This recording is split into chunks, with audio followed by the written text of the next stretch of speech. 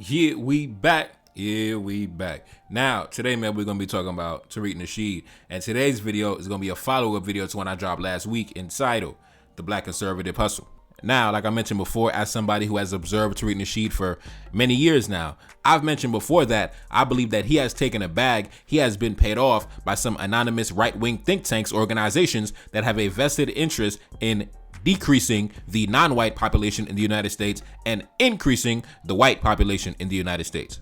As we already know, Tariq Nasheed has been one of the main leading voices, one of the main protagonists in the fight against immigration, particularly black immigration, particularly black immigrants. Now, of course, in my opinion, it's a pretty funny position to take because when you examine who are the largest migrant groups in the United States, you notice that those from the black nations, the African continent and the Caribbean, are actually closer to the bottom, right? Some of the smallest groups to come to the United States, where some of the largest groups actually come from Mexico, India, China, the Philippines, El Salvador, Vietnam, Cuba, Guatemala, South Korea, etc., etc. These are the largest immigrant groups in the United States. These are the people that flee their country in mass droves, right? But if you listen to somebody like Tariq, you would think that the largest immigrant groups in the United States are coming from places like Uganda, Mozambique, Ghana, Kenya, Namibia, Senegal, Ethiopia, right? But in reality, these groups are closer to the bottom, right? Some of the smallest population numbers in the United States in terms of migrant groups. And somebody sent me a conversation that Tariq Nasheed was having with another gentleman where the other gentleman actually brought up the white immigrants, right? And I was expecting Tariq to stand on patriotic business, like, yeah, they need to go back home. They need to go back to their homeland. And to my surprise, Tariq Nasheed, he played defense for the white man. He played defense for the white immigrants. And it was at that moment that my suspicions were confirmed that Tariq Nasheed is partaking in the black conservative hustle. Now, run the footage. I'm going to come in and out of my commentary. Man, listen, that's not necessary too. Listen, the white Europeans do it. They've done it. That's how they got this country. No, they not really. They don't come over here like that. Why are you caping for them? That's exactly how they come over here. Even the Russians, the Ukrainians, they come over here, stay, they have babies, they go down to Florida, and they overstay their visas. Absolutely. There's just as a problem. My point is just how we do it. They're not coming in here in large numbers. There's not a flood of Ukrainians coming over here, sir. That's not true. You haven't been paying attention. Now, I've had my suspicions, but it was at that moment that my suspicions were confirmed. Because for Tariq Nasheed to be making such a ruckus about the so-called black migrants, who make up such a tiny fractional percentage of migrant groups that they don't even crack the top 10 of migrant populations in the United States, to then being confronted with the massive amounts of white immigrants that flood the nation, and then to try to downplay it and be like, no, the white immigrants, no, it's all good. We don't got a problem with the white immigrants. No, we don't. Come on, bro. Somebody paid you off, man. You got a bag from some anonymous source, because ain't no way you're going to try to downplay the massive amounts of white immigrants flooding the nation. Well, at the same time, 24/7, night and day, 7 days a week, you beating the drum. You making a whole big scene about the tiny fractional percentage of black migrants that come inside the nation. Come on, bro. You ain't standing on patriotic business. You ain't standing on American business. Now, anyways, man, let's talk about the white immigrants, since I don't know why we allow the white immigrants to sneak out the back door. So get your ass in here, white immigrant. Let's talk about the Ukrainians. Now, Tariq said the Ukrainians are not coming to the United States in large numbers. Now, just 2 years ago, President Biden said this: we've already welcomed tens of thousands of Ukrainians to the United States. And today I'm announcing Uniting for Ukraine, a new program to enable Ukrainians seeking refuge to come directly from Europe to the United States. Take a look up on the screen. After Russia invaded Ukraine in February 2022, President Biden promised to welcome 100,000 Ukrainians to the United States. About 271,000 Ukrainians have come to the United States since April 2022. So since Biden made that announcement 2 years ago, it's probably way more now. It's probably, 300,000, 400,000 that came by now. Let's continue. Ukrainians began migrating to the United States in the late 19th century over successive waves. An estimated 254,000 arrivals who came between 1899 and 1914 consisted mainly of agricultural laborers seeking economic and employment opportunities. Many initially settled on the East Coast, but gradually moved to Midwestern states like Ohio and North Dakota. About 12,000 largely high-educated and urban Ukrainians who fought for Ukrainian independence during the war with the Soviets between 1917 and 1921 left for the United States following their defeat. The destruction caused by World War II led to another significant exodus of Ukrainians. About 80,000 migrated to the United States between 1947 and 1955, when the Soviet government restricted most forms of immigration. Now, time out. That's my thing with the black conservative movement in the Western nations. Like, what interest does Tariq have in trying to downplay the massive Ukrainian presence in the United States? Like, what benefit does that serve you unless you're getting paid off to assist in the maintenance of the white population size in the United States, right? Unless some right-wing think tank paid you off to help them in the fight in maintaining the white majority. Like, I don't understand. Like, what benefit would a black man have in defending Ukrainian Nazis? Like, nigga, fuck the Ukrainians. Nigga, like, who cares about the Ukrainians, bro? If Tariq was a true American nationalist, like he claims, if he was a black man that was really standing on business when it comes to black interests, when the brother approached you and was like, hey, man, what about the white immigrants, the Ukrainians and the Russians and everybody else? You should have been like, yeah, bro, you're right. They need to go back to their homeland too. But you didn't stand on business, bro. You didn't stand on patriotic business. You tried to downplay it. You tried to play defense for the Ukrainians, talking about, oh man, the Ukrainians ain't coming here in large numbers. Bro, why you lying, bro? The Ukrainians flooding the nation. Anyways, let's continue. After the collapse of the Soviet Union in 91, Ukrainians were able to migrate again, and 108,000 moved to the United States between 1992 and 1997. Many were economic and family migrants. Now, let's move away from the Ukrainians. We could just talk about white immigrants in general. Take a look up on the screen.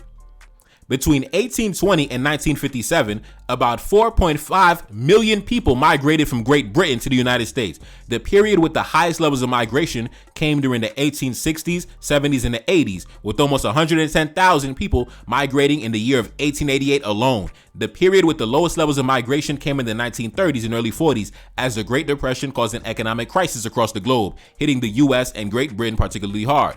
Economic recovery in the late 1930s caused the migration rate to increase again before the Second World War brought the numbers back down in the first half of the 1940s.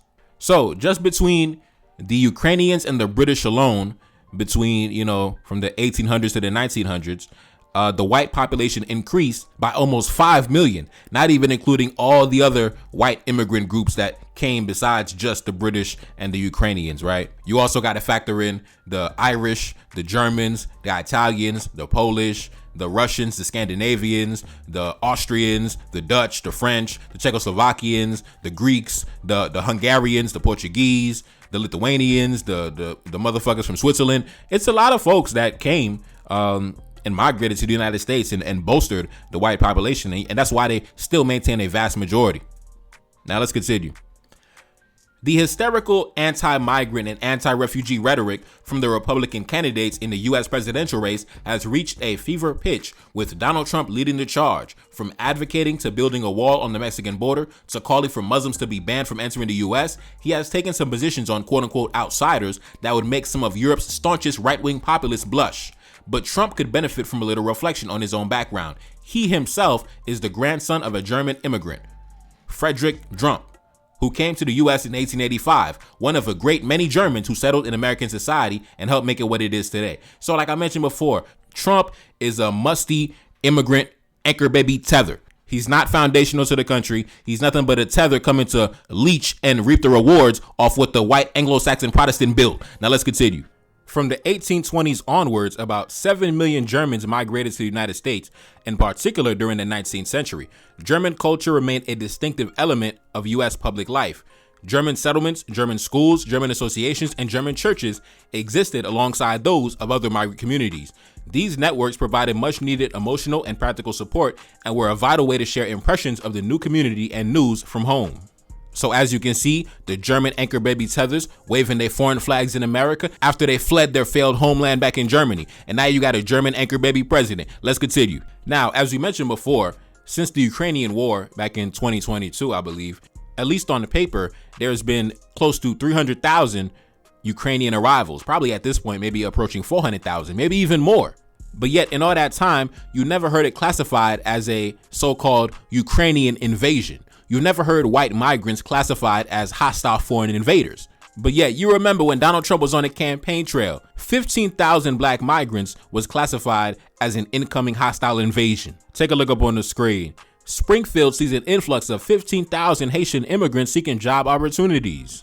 Springfield, Ohio is under a migrant invasion. Is your town next? Middle America is facing a Haitian invasion thanks to Biden and Harris. The Haitian invasion of Ohio is showing no signs of slowing down. Now keep in mind, 15,000 blacks is a hostile invasion. Almost 300,000 whites, nobody said a word. The same right-wing political analysts that was having panic attacks over the black migrants are the same ones expressing solidarity and welcoming the European refugees. And it actually reminds me of that clip that I seen of that gentleman who actually expressed the reason why he voted for Donald Trump, basically saying that he believes that if Donald Trump's policies are implemented, then that would slow down the dispossession of whites as the majority in the United States. Run the clip, I'll be right back. I voted for Donald Trump for one reason only. His policies, if implemented, would slow the dispossession of whites in the United States. If he were to deport all illegal immigrants, if he were to think very hard about letting in any Muslims, all of this would slow the rate at which whites are becoming a minority. Why are you so worried about the white dispossession of America? Because I want my people to survive. Is that so strange? We don't control China. We don't control any place where whites are not a majority. And if we become a minority, we will not control our own destiny anymore. At some point, when my ancestors built this nation, they did not build it with the intention of giving it away to Mexicans or Chinese or Haitians or to anyone else. Do you consider, you keep saying your ancestors built this country, you consider that a fact? Who else built it? Black people, Native Americans, Chinese people who came and built the railroads. Do you think none of that could have been Italian achieved? people. But they're Europeans, aren't they? Now, I just want to point out something interesting. The so-called foundational white American, when the Chinese guy had mentioned the Italians, he corrected him and said, the Italians are Europeans also, meaning that those are also my people. Those are also my brothers, meaning that he exposed the reason why white conservatives do not maintain a hostile position towards white immigrants or white migrants, because they look at them as part of the global, international European family. Because he had said, we're not going to give our country away to the Muslims, the Chinese, and the Mexicans. But when he mentioned the Italians, he said, wait, hold on. Those are Europeans also. Now, anyways, let's continue. What's wrong with the conservative Supreme Court? Tell me, what's wrong with the conservative Supreme Court? It's based in white supremacy. No. It doesn't matter if there's a couple black people on there. It doesn't matter. All right. Now, as you can see, the black conservative hustle, Tariq Nasheed, in this part of the conversation, is defending the idea of a conservative Supreme Court, trying to insinuate the fact that it will be beneficial to the black population in trying to get policy passed through a conservative Supreme Court. Now, that's how you know the black conservative hustle is in full effect. Now, the entire idea of a conservative ideology is meaning that you are here to conserve the status quo. Even when I played the video of the white man explaining why he voted for Trump, he says that we are here to conserve the white population. We are here to conserve our advantages. We are here to conserve our status as the majority, right? When you are a conservative, the very basis of your political ideology is not to shake the table, is to not do anything radical against the status quo, is to maintain and fortify the status quo. That's the whole point of being a conservative, because you are conserving the current state of affairs. And if you're somebody like Tariq, who has been campaigning for reparations, then you should understand them white conservatives ain't trying to hear none of that shit, bro. I'm just being honest. They're not trying to hear none of that shit. You could even take an example of back in 2004 when you had a Republican president in George Bush, and the Haitian government had demanded billions of dollars in reparations from the French. What happened? The American government collaborated with the French government to stage a coup d'etat, remove him from power, and send him into exile. That was President Aristide back in 2004. So the last time the black man asked for reparations, the Republicans collaborated with the French government to kidnap a black man and send him into exile. Shit's crazy. And also, Tariq should already know, the conservatives are not a big fan of specific groups, especially black groups, especially the blacks, getting specific policies that are beneficial to them alone. They feel like that is showing favoritism. They feel like that is unconstitutional. You should already know how the conservatives feel, bro. So I don't know why he's playing dumb, but like I say, the black conservative hustle. And the reason why I feel like Tariq Nasheed got a bag and is being paid off by some anonymous right-wing think tanks or organizations is because, similar to O'Shea Duke Jackson, he doesn't stand firm on his position. He's very quick to flip-flop. Like, for example, back in 2019, leading up to the elections, he said this: almost all the black Trump supporters are immigrants or from immigrant backgrounds. Basically, trying to create tension or friction by saying that the black Trump supporters are the black immigrants, right? But while at the same time, In the modern day, 2024, as you can see, he is excited that Trump won the election. So how come back in 2020, he was trying to cause division by saying the black immigrants are supporting Trump? And now in the modern day, he's trying to say the black immigrants are supporting Kamala. So he's just falling on whatever side of the argument it is to create some type of friction or some type of animosity amongst the groups, amongst different groups. For example, after Trump won the election this year, he said this: if you are a black person who is so upset that Kamala lost and you are on the verge of tears, where is your family from? Basically insinuating that the Kamala Harris supporters are the black immigrants. But back in 2020, he said the Trump supporters were the black immigrants. So like I said, man, you're trying to launch two opposing accusations at the same time. See, back in the day, he was against Trump, so he accused the black immigrants of supporting Trump. Now in the modern day, he's against Kamala. Now he's accusing the black immigrants of supporting Kamala. Shit is crazy, man. But anyways, let's continue. Yeah, if I was y'all black people, please consider finding another place to go to. I promise you, pay attention to the Supreme Court. Where? They're absolutely be rolling your rights away. Where? Right? What you mean another place to go to? Where? You talking about us leave the U.S.? What are you talking about? That might be the best course of action at this point. Go flee and tether ass out of here. We're not like you. We ain't about to go flee nowhere. That's Tether Talk 101. Always talking about running somewhere. We ain't going nowhere. Ain't nobody going nowhere, sir. That's Tether Talk 101. Can y'all, everybody do this? Because a lot of people are asking about Ghana. Family, tomorrow, can everybody call the Ghana embassy here in Washington, D.C., and find out what the requirements are for dual citizenship or a right to abode? Let's just call them and find out. Let's call them and find out. And everybody email me the information because I'm doing a lot of stuff in the morning. But call them and find out what the requirements are. Because, again, we need some just-in-case options here. Okay. We need to look into that, KD. We're think tanking right now. We're think tanking right now. You watching African City, they film in Ghana, okay. Cuba is okay. We got to start thinking in terms of, okay, when shit gets crazy, because you got some real Nazis in office right now. We might, and niggas ain't really about that life out here, and niggas out here twerking. Real progressive black folks, we might need to post up somewhere until this shit blows over. Like I said, man, it was not trendy to be on the Trump wave back in 2019, 2018, 2020, right? So back then, Tariq Nasheed was like, man, we got to go post up in the middle of Kumasi. You know what I'm saying?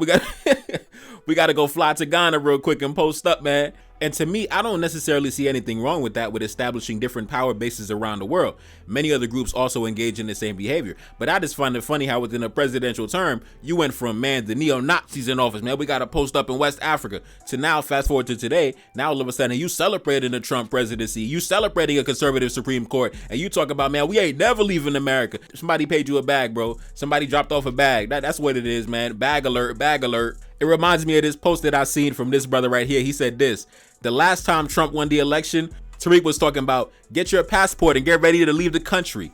This time he is celebrating and gloating like he won something and trying to help secure the border.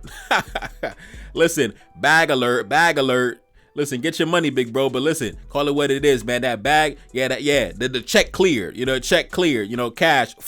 Beep. Yeah, the money machine. Now, listen, like I said, when it comes to black conservatism in the West, whether it's the United States or the UK or France or whatever, there has to be a new version of black conservatism in Western nations that does not require you to be a cheerleader or a backup dancer for the white man. Because that's what I see, right? When I did a review of the new leader of the Conservative Party in Great Britain, it was the same exact thing. She was sitting there just tap dancing and cheerleading and serving as a backup dancer for the white man. When you look at the black conservatives in the United States, the Jesse Lee Petersons and whatever, man, tap dancers and backup dancers for the white man. Even Tariq Nasheed over here, backup dancing and tap dancing for the Ukrainians. There needs to be a new variation of black conservatism where you could be a black conservative and actually operate with pride as a black man, operate with your dignity as a black man. Like, for example, there's been many black men throughout history that I admire, that I respect, that I look up to, that you could classify as black conservatives in every sense of the word, right? But they didn't have to tap dance or booty clap for the white man or any other group of men. They were standing on blackness. That's the difference, right? A lot of black conservatives in the modern day, they do not be standing on blackness, right? Like I would say one of the best examples is NelsonAmadeus Leconte. Take a look up on the screen.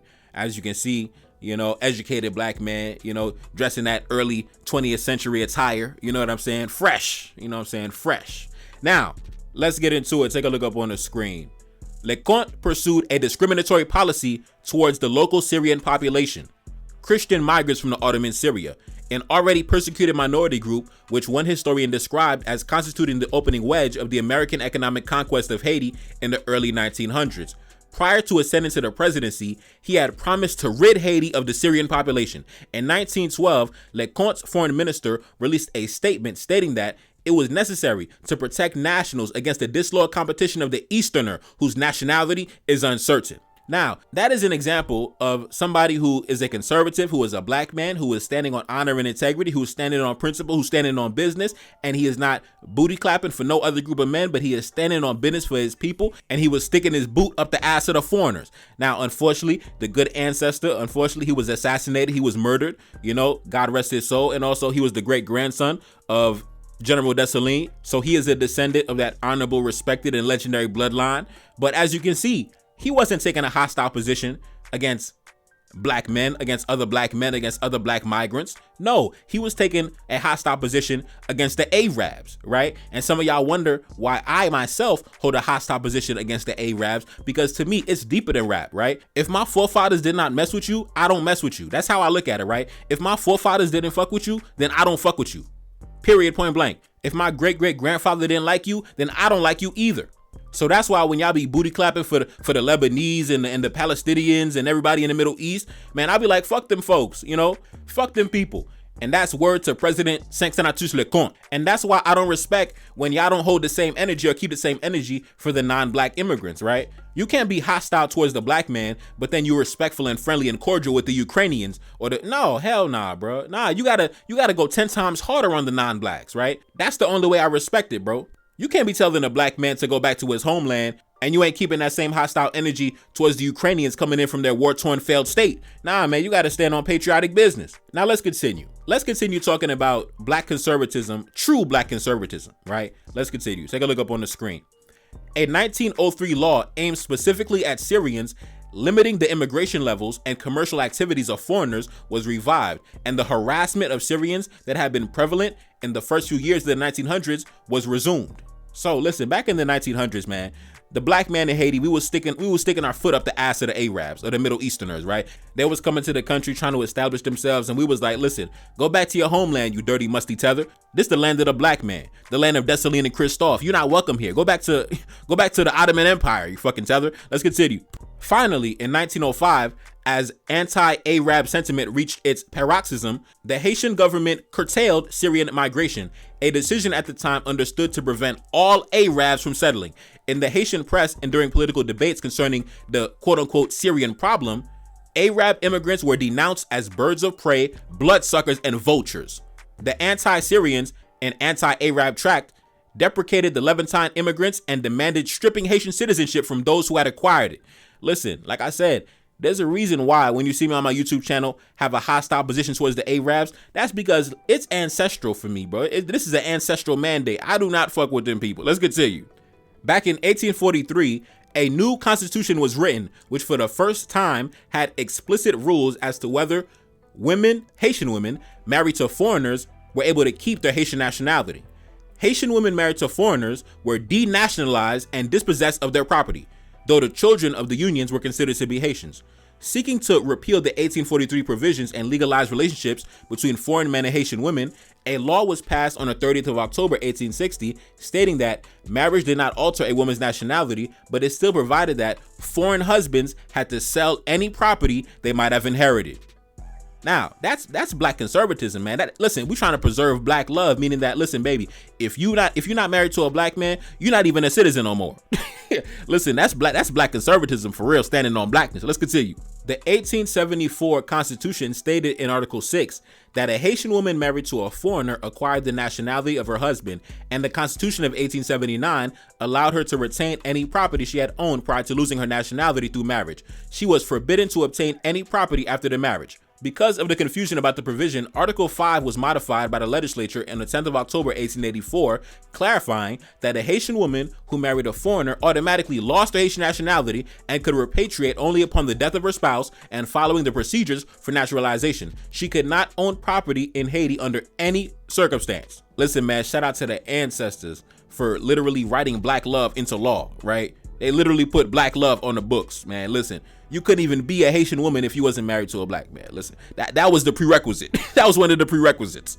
And I believe in the 1890s, if I'm not mistaken, a legendary black man by the name of Antonin Furman, very legendary intellectual, he adjusted the Constitution and said that a Haitian woman could only date a foreigner if that black man was from a different country, meaning that he had to be a man of African descent, African heritage, meaning that he could have been, a Jamaican, he could have been an African, he could have been a black American, but he had to be a black man, right? So he adjusted it saying that the only foreigners allowed to marry Haitian women were black men from other countries. You know what I'm saying? So listen, yeah. Unfortunately, like I said, both of these men we talked about, Cinq-Senatus Leconte, he was assassinated, and Antonin Furman, his 1902 presidential election, he ran for election in 1902, but unfortunately, the Western powers had backed the opposition, right? The Americans and the Germans, who had an economic presence in the country at the time, they backed the opposition because they obviously were not aligned with Antonin Furman's vision. He was very pro-black, Pan-African. He wanted to connect with the African continent. And at that time, the Europeans were carving up the African continent. So obviously, a candidate like Antonin Furman would be against their interests. So they backed the opposition and sent him into exile. And then about 10 years later, President Woodrow Wilson had authorized the Marines to invade the country, which they did, and they occupied the country for 20 years and eliminated all these laws off the books. All these laws I mentioned before in terms of the anti-Arab laws, the anti-miscegenation laws, the laws that banned white men from owning land inside the country. When the Marines invaded in 1915, they rewrote the Constitution and eliminated all those laws off the books, meaning that at that point, now, after the Marines invaded, a white man was allowed to own land in Haiti. A white man was allowed to marry Haitian women. You know what I'm saying? They rewrote all the laws off the books when they invaded the country. So, like I said, it is what it is, man. It is what it is. It is what it is. Now, going back to President Cinq-Senatus Leconte, during his time in power before his assassination, he received a lot of criticism from the international community for his hostile position towards the Arab migrants, towards the Middle Eastern migrants, right? Especially the Syrians. But as you can see, as history has played out, President Cinq-Senatus Leconte was justified in his suspicions, and he was actually on the right side of history, right? Because he was hostile towards the Syrians, but fast forward to today, now we got men like Gilbert Bijo. Take a look up on the screen. Gilbert Bijo is a retired Haitian businessman. Gilbert Bijo is a retired Haitian businessman. He is the founder of the GB Group and Haiti's only billionaire. He was sanctioned by the government of Canada for his involvement in arms trafficking and human rights violations in Haiti. Bijo is also the de facto leader of Haiti's Jewish community and an honorary consul to Israel. Bijo is from a Sephardic Jewish family from Aleppo in the Ottoman Empire, now Syria, whose family emigrated to Haiti in 1896. The family has also been involved in other commercial activities. So, as you can see, right, at the time, the Western powers were criticizing the good brother President Cinq-Senatus Leconte, right, probably calling him a dictator and all type of shit. But as we can see, he probably saw into the future. He probably had the ability and the foresight and the intellect to look into the future and to see that those coming into the country obviously had no alignment, had no allegiance towards the black man. So they must be removed from the country. But unfortunately, they assassinated the good brother, removed him from power, and, they replaced him. They killed him. And the Syrians celebrated when he died. But anyways, man, that's what true black conservatism is. There's a way to be a black conservative and stand on blackness. You don't got to be a black conservative and always, tap dancing and booty clapping and, cheerleading and serving as a backup dancer for the white man or the Ukrainian man or everybody else, bro. And going back to the topic of President Cinq-Senatus Leconte, it wasn't only the Syrians. It wasn't a Syrian thing. It wasn't a Jewish thing. It was all Middle Easterners. It was all the Middle Easterners coming in from that part of the world, whether it was Lebanon, Palestine, you name it. It was all of them over there. So I'm not singling out just the Syrians or the Jews. It was all y'all over there in that part of the world. We wasn't fucking with y'all back then. We was not fucking with y'all. And to be honest, in the modern day, Haitians still ain't really fucking with y'all, to be real. But anyways, man, it's your boy Never Card. That's Elaine back in the building. Yes, indeed. Cash App in the description. Support the channel. Support the album. Peace. Superpowers. They gon' be talking and tweeting about us. Stay to myself, I don't be around them. So introverted, I'm in the mountains. Making these hits and I'm money count. Wake up each morning, I'm feeling power. I'ma get money and make a shower. Shorty a diamond, she went to Howard. When I'm up in the booth, I got superpowers. Do it myself and I'm feeling major. Don't hit me back when you need a favor. Back on my business like fuck a hater. Started my business like fuck a label.